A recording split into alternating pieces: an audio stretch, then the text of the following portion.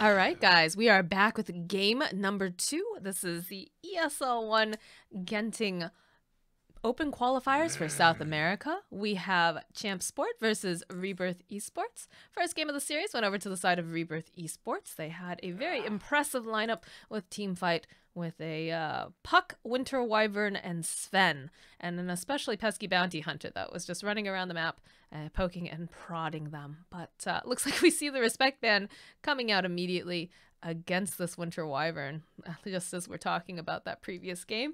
I'm your caster Moxie. I'm here with the wonderful Mr. Mike Mags, and looking forward to see what these teams are going to pull out this time. Yep, as you mentioned, Rebirth pulling ahead in game 1 with that superior team fight. Phoenix on the side of Champ got his sniper that he's been doing well with in prior games, but yeah, Rebirth just kind of had the answers to it for that game. So had a very, very rough laning stage and wasn't able to catch up in the mid game either. Yeah, I think it was particularly hard. They didn't really protect that sniper. He was up against a Viper in game number 1 and, of course, a Bounty Hunter. They didn't give him a Sentry Ward right off the bat, which, of course, makes things even scarier for that little guy.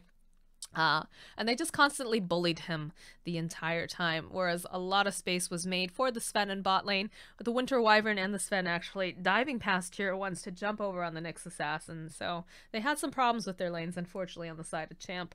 But I'm interested to see what they do this time, if we're going to see maybe some stronger lanes being drafted in response to this. Champ does last ban that Bounty Hunter. Don't want to be seeing that again. Yeah, I would not want to see that in my game. Not after the way he played that. I believe, too, let's see, let me look at my notes here. Yeah, I believe Angel on the side of Rebirth is actually ranked 42 Divine for his region. So it makes sense that he was making as much chaos as he was during game number 2. We have a pause coming in? That was weird. It sounded like the pause sound, but... Yeah, it did pause for a second there. But yeah, going to be picking up Lion. I was going to say Earth Spirit still in the pool, and Clockwork was banned last time, so that was open, but choosing to go a bit of a different direction here. Lion's an interesting hero. I'm wondering if they're going to try to go for something that's super mobile, which struggles against things like Lion or like a Shadow Shaman or something. Maybe a Storm pickup. Again, it's only the first pick, so we can wildly speculate.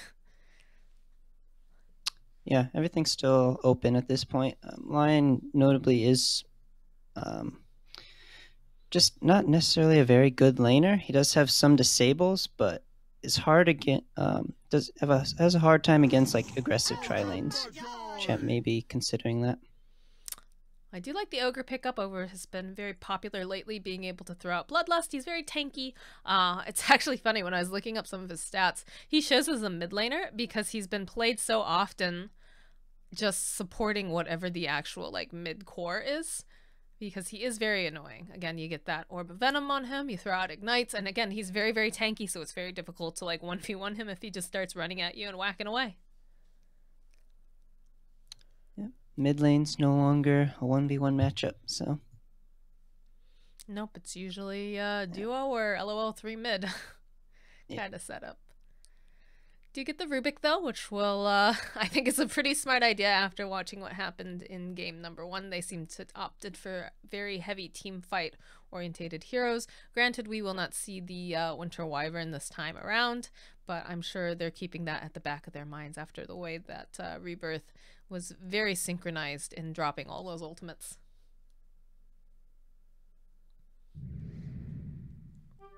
Enchantress. All right.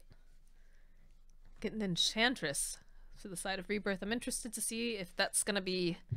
It's probably going to be running the jungle, right? Yeah, most often seen as a 4. But yeah, different, a little bit of a different take from game 1. I've seen a couple games where she's been run and the offlane, or she's been done as like a lane support. I know that's not typical.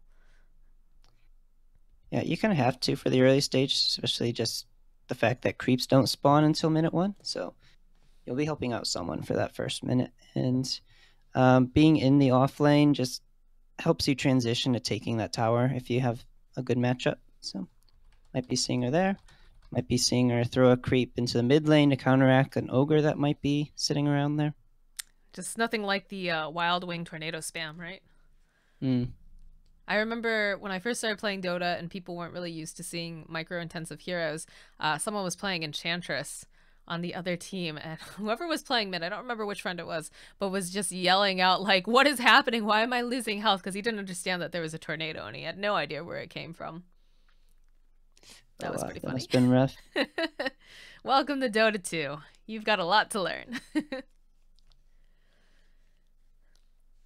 All right, no Viper this time around. I definitely can sympathize with Champ on that. I would not want to see that. Especially that poor mid player. Oh boy, poor Phoenix. That was not a lot of fun for him.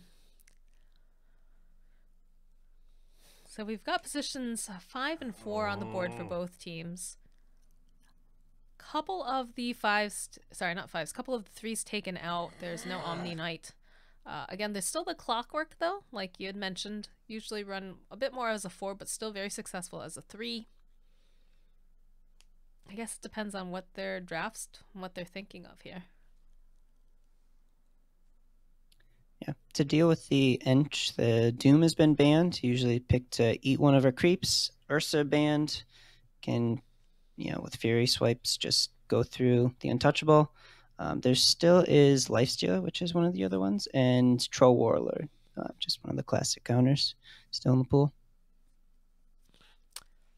Troll might be nice with the Bloodlust being thrown over onto him. We do actually Bloodlust. His classic partner is Gyrocopter.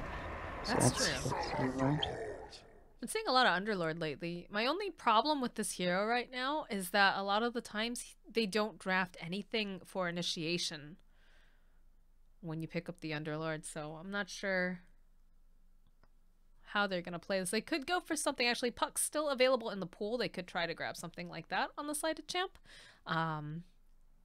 But that's generally the problem with the Underlord drafts that I've been seeing recently, is that you've got a nice tanky frontliner, but you don't really have anyone to initiate. Yeah, he's kind of a slow hero. He wants to sit in his own lane and just push it forward slowly.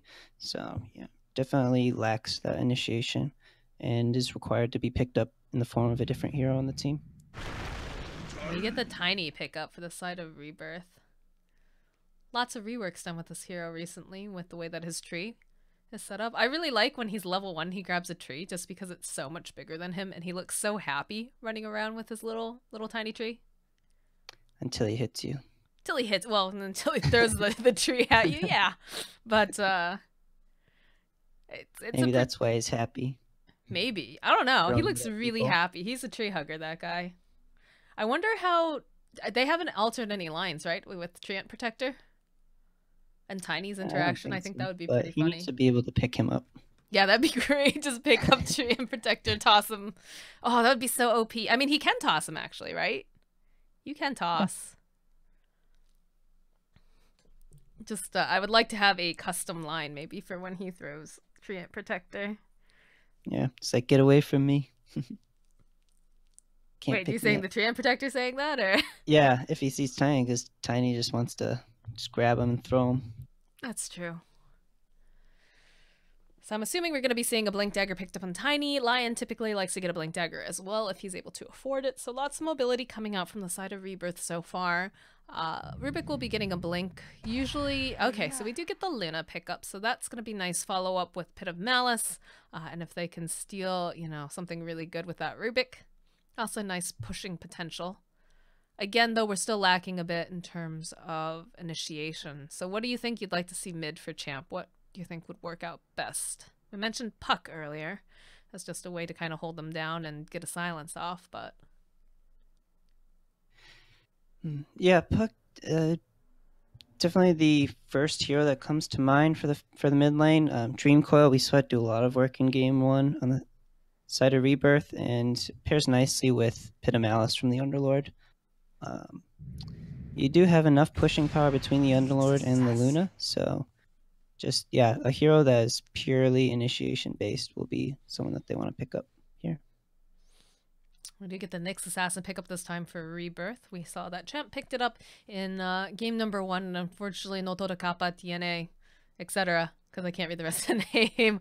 I think it's no hero, but didn't have much luck in lane against a Wyvern and a Sven, unfortunately. He was getting dove behind tier 1s, and the team gradually started carrying TPs to try to help him, but it just, at that point, I think the Sven and the Wyvern were just too far ahead. No life stealer for this game. It'd be pretty scary to have a Nyx Assassin with a life stealer bomb. Even better initiation there. They do ban out the Ursa. They don't want to have to deal with him again. Bit of a respect ban out to Champ. And we've got one more ban left. I guess the question is, do they want the puck? Will they ban it if that's something that they're looking at? Because I feel like that's very, very strong. Yeah, there's not much that a Lion, or even a Tiny for that matter, can do if puck gets on top of you and then silences you. So they're kind of disabled for a little bit, but choosing to ban the sniper. This is the first game I think that Phoenix won't be able to play with sniper. Yeah, so with the sniper ban, yeah, just was thinking maybe they want DP or OD, a hero that he's good in lane with, but as we mentioned, sniper doesn't necessarily go well with this lineup because they are lacking the initiation factor. So,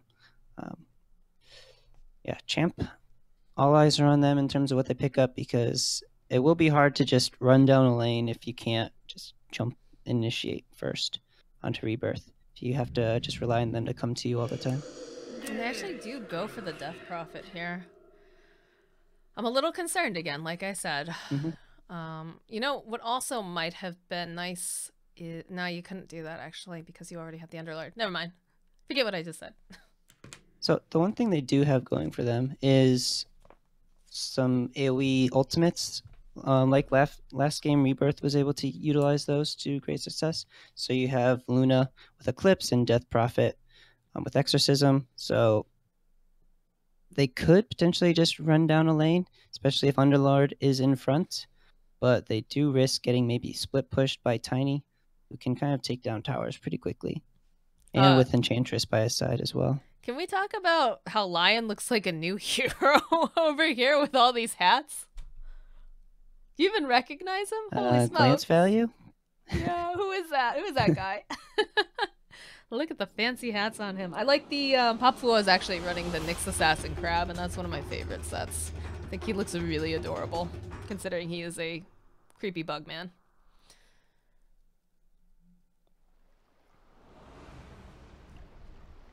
Oops, I still have my thing open there. Throw up the overlay.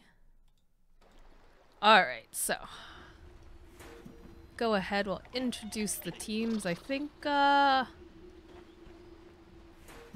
introduce the side. I think this is Champ over here on the Radiant this time around. We've got Mishmak is going to be playing the Rubik. Phoenix is going to be playing the mid Death Prophet. Notora Kappa tiene un hero, which is the Underlord. Over here, Yukihira going to be playing the Ogre Magi. And we have Blank playing the Luna. I like the horns on this Luna. She looks pretty devious. So then for Rebirth and the Dire, XD will be playing Tiny. Kraz will be playing Lion. Papua will be the off-lane Nyx Assassin. Angel is on Enchantress this game, and Rikyako is wrapping it up on the OD. Alrighty. So it looks like a little bit of an invasion going on here with the Nyx Assassin and the Enchantress, keeping an eye out over here on the high ground. Looks like Luna is thinking about going over there, but is a little nervous, and I don't blame her. It's a lot of slow and stun. Yeah, Papua coming forward with Angel. Looks like they're just going to back off, especially with this Lion creeping up. So Papua has a nice start off to his off lane here. Everyone else gets their respective runes. So is this an aggro? No, it looks like Lion's got a TP top. Isn't sure how much pressure they'd be putting on that Luna. Enchantress is also rotating back towards her side, I think. I do like when Enchantresses get very, like, aggressive. Right, we're dropping items. Okay. Maybe... Yeah, I don't know. I'm not sure why she was doing that. Just waiting for the creeps. Something to do to pass the time, I guess. Nothing skilled on Underlord just quite yet here. He's going to try to bully Lion around a little bit. Lion picking up that Earth Spike, and it does look like we've got the Atrophy Aura up and running. That is a ridiculous looking tree that Tiny's carrying around. Bottom lane, Papua is living the struggle of a Nyx assassin when he's solo against a pretty strong tri-lane here.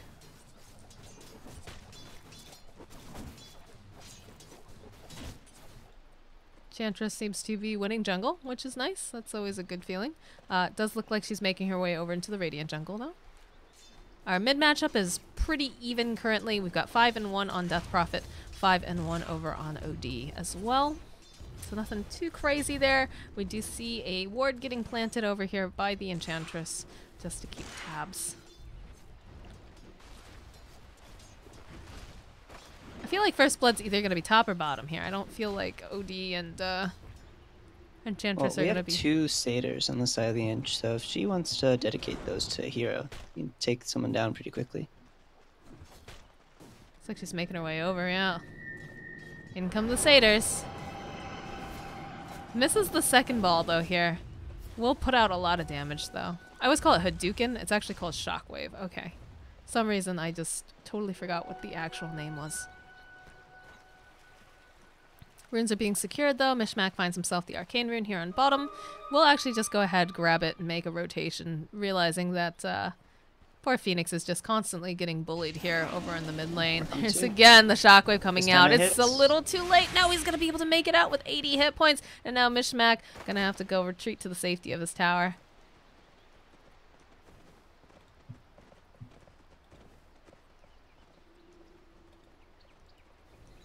This poor Phoenix. He just cannot get a break here in this mid lane. Meanwhile, bottom lane, we actually lose Nyx Assassin. All eyes were over on mid. I'm sorry, I T-tours that. It was almost First Blood by about 5 HP if it wasn't for the Fairy Fire, so... True, true. Yeah, Nyx going down. Luna having 2 points and Lucent Beam just a little too strong there. He's also doing the mana burn here because he's trying to just get rid of this ogre from throwing all the ignites. There's a rotation coming down, though, here from the Enchantress. It's like they're chasing after 2 different targets. I think it's pretty hard for them to take down this ogre because he is so tanky. The Luna might be an easier target. But Angel doing what he does best is just constantly poking and prodding at the enemy heroes and causing unstable lanes. While that goes on, we actually lose Tiny. Or rather, not Tiny, sorry, the Underlord in the top lane. Man, I am T-toursing all over this game.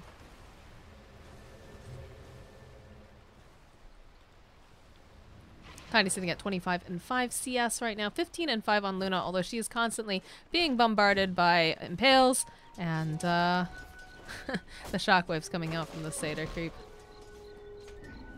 They do get a find over here, over onto Lion. I'm not sure they're going to be able to quite grab him, though. Yeah, no points in Pit of Malice quite yet. And Mishmack already using that telekinesis. Oh, DP, though. She does get taken down by the OD in the mid lane. Caught that one, Mags.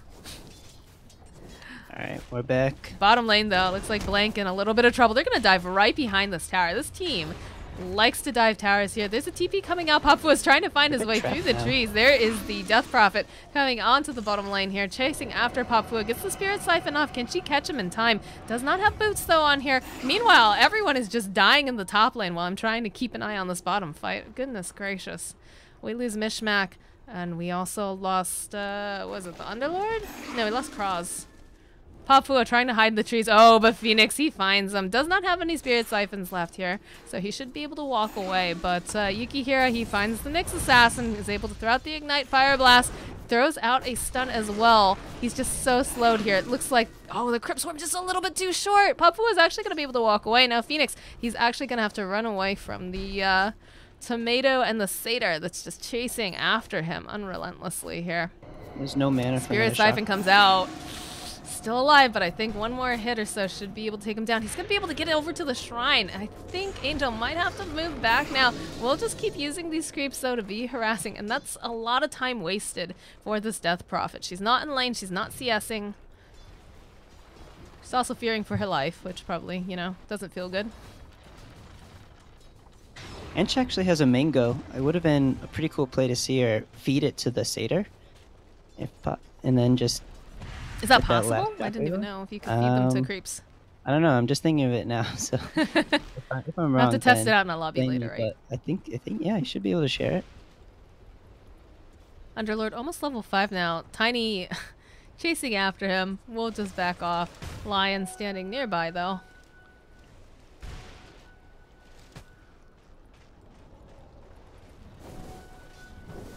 Checking in with our mid matchup here. Death Prophet falling quite a bit behind in terms of CS because she was being chased around the map by the Enchantress. Currently sitting at 11-2, whereas Hody is 39-23. So, be feeling really good about that. It's also yeah, the Death Prophet finds herself 2 levels behind the OD now because of that chase that went on in the jungle. I think that's one matchup that would win against this ogre is an Enchantress with Untouchable. Slow him down so much. Getting some aggressive jungling here now coming out from the side of Angel.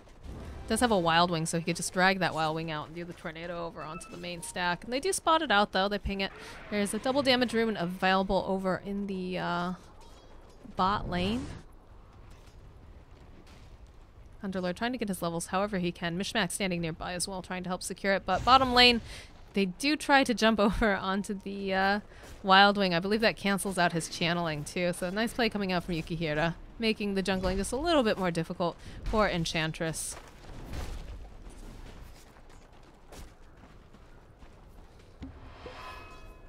Salves and clarities getting popped left and right. Yaku makes a guess for the rune is actually available bottom. Sure, Enchantress can point it out to him, although Enchantress actually walking right by that spot doesn't actually see it because of the night vision.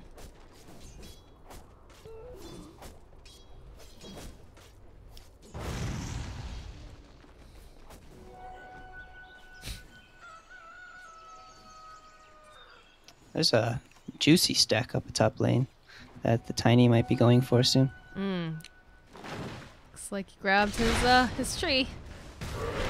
Look at all that experience too that they're gonna get from that. Oof.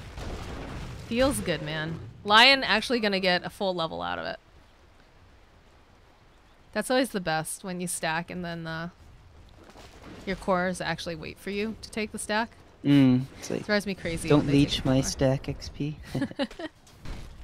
Hey man, if I've been spending all that time stacking for you, you better let me get some of that experience. We do have a Harpy flying around here trying to slow down Yukihira. Again, he's just very, very tanky here. He's sitting at level 4. He's got boots as well. He's just going to TP himself out. Yeah, the Luna's retreated to the jungle, so they should be seeing this bottom tower go down soon. That's pretty scary. If they take that tower and they just start patrolling through the woods after her, she's not going to be safe. And the supports really don't have the money to be able to, you know, throw down sentry wards all over the place. And Nyx found her. Oh, Nyx, yeah. Not quite enough damage to take her down yet. Does have her level 6. I don't think she's... No, she's actually scaled it. She didn't get any points in Eclipse. Might have been able to get a kill otherwise. But they will turn around, jump over onto Nyx. He has Spike Carapace available if he feels like he needs to pop it. Top lane, we lose the Underlord again.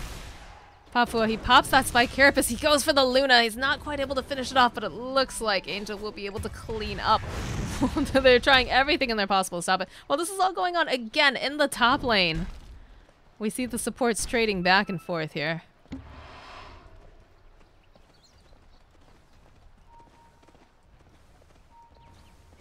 Apparently when it's go time for everyone, Mags. Yeah, no lane is safe. Nope. 5k net worth right now on Tiny, 4.8 over on OD, and 2.7 on Luna. Oof. It's quite behind these other guys here. If I were Nyx Assassin, I would just spend all my time hunting Luna. This game, I think. They really, they have the goo eyes for Yukihira here, but he's fairly tanky. Should be able to get the kill. One more hit, maybe, if Angel can get it. He's going to get Spirit Siphon, Ghost left and right. Maybe a bit too greedy. And we'll actually lose both of those heroes. Phoenix getting a double kill. So that'll help out quite a bit. We're seeing some value stick and wand plays come out from the side of the Radiant because Luna would have gone down without it, and now the Ogre as well. Just sitting on the last ticks of life and pops it, is able to survive. Yeah, it's a very back and forth sort of engagement going on there. Definitely value wand, right? All right, Yeah, it's a good item. Exorcism down for 107 seconds now. They do push out the fort here in the top lane. XT is looking to hide behind. Yeah, he's going to go right behind this tower. It looks like there's the toss immediately. Going to hex up Underlord, followed up with a finger. And XT going to be able to get that kill. Meanwhile, we've got so many things going on all at once. I don't know where to look. It looks like bottom lane, though, was the place to be. Angel's getting Spirit Siphoned off here. They've got the Wild Wing Tornado. No mana left over here on Phoenix. He's going to try to hide himself around, juke around the trees. Does not have the mana to go and use that TP scroll, although he's trying to regen it. There's the slow coming out from Enchantress. Nice Impale as well. The dynamic duo of Popfua and Angel, they're looking to get themselves another kill, but not going to be able to quite secure it. I saw OD like force staffing himself towards the Ogre over in mid, and I thought that was going to be a kill. Looks like Luna now, she's also struggling to get herself away from both Kraz and OD. We'll have to hide behind the tower. And Yukihira, though, oh. That's some hate. I mean, it's got to be tough, right? Because OD, he's a smart guy, and he's going to steal your int, and Ogre, you know, is kind of a dum-dum. A lovable big dumb, but not known for being the smartest. So OD was able to take down the mid tower and is farming Radiant's own jungle and is a menace to anyone. 2 shots. He's feeling very confident right now. Oh, he actually gets the kill over onto Rubik, and it looks like Death Prophet also going to get taken down. Manages to force stuff himself out from the Pit of Malice. And gets rewarded with a tasty regen rune. So everything's turning up pretty great for Rikyako here. Some rotations forced mid means the bottom lane is free for Ench and Nyx to kind of put some pressure on it. What does Blank do now? Because he got shut down so hard in lane. It feels like he just can't really go there. And look at this. He can't even be in his own jungle. That is some feels bad man stuff. They actually called GG. Looks like this game got out of hand a lot faster than game 1. It wasn't even that there was like too much of a lead in terms of towers and kills necessarily.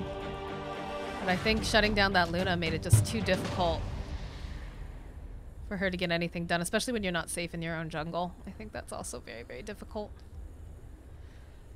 All right, well, congratulations to Rebirth eSports. They will be continuing onwards to the semifinals.